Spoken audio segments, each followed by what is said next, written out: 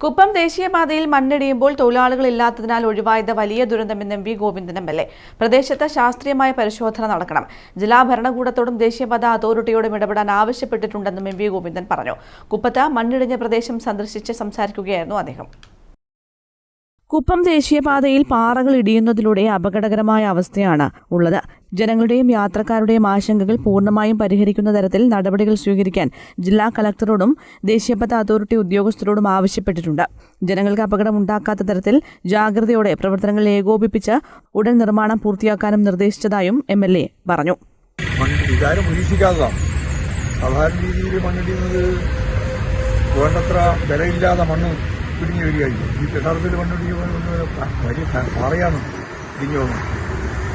അപ്പോൾ പാറയുടെ ഒരു കരുത്ത് പോലും ഈ ഡിസൈലിന് പ്രശ്നമാകുന്നതാണ്.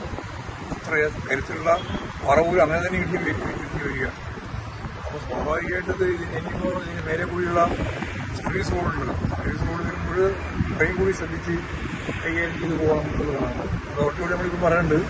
അതുപോലെ ജില്ലാ ഭരണകൂടത്തോടും പറയുന്നുണ്ട്. അത് ശക്തിയിൽ ഇടപെട്ട് ആവശ്യമായ നിലപാട് സ്വീകരിക്കണം എന്നുള്ളത് തന്നെയാണ് ഞങ്ങൾക്ക് പറയാറ്. ഇല്ലെങ്കിൽ ഇതുപോലുള്ള അപകടം ഇനിയും രക്ഷപ്പെട്ടു എന്ന് മാത്രമേ ഇപ്പോൾ പറയാൻ സാധിക്കൂ. Pariyaram panchayat president C Balakrishnan, T Balakrishnan എന്നിവരും എം.എൽ.എയോടൊപ്പം ഉണ്ടായിരുന്നു. News bureau, Taliparamba.